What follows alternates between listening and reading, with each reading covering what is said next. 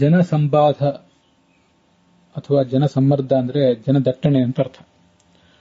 ಮಧ್ವವಿಜಯದ 13ನೇ ಸರ್ಗದ 26ನೇ ಶ್ಲೋಕದಲ್ಲಿ ಜನಸಂಬಾಧ ಸಹೇನ, ಅದನ್ನು ಜನದ ದಟ್ಟಣೆಯನ್ನು ಸಹಿಸಿಕೊಂಡು ರಾಜ ಅಲ್ಲಿ ಬರ್ತಾ ಇದ್ದ ಅಂತ ವರ್ಣನೆ ಮಾಡಿದ್ದಾರೆ.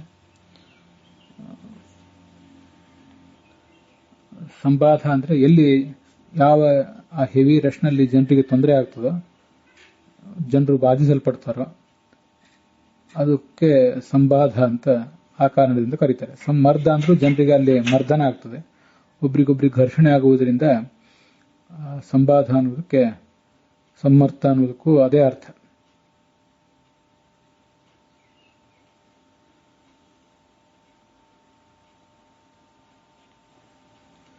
ಸಂಬಾಧ ಸಂಕಟೆ ಭಗೇಪಿ ಉಕ್ತಃ ಅಂತ ಕೋಶವನ್ನ ಉದ್ಧರಿಸ್ತಾರೆ.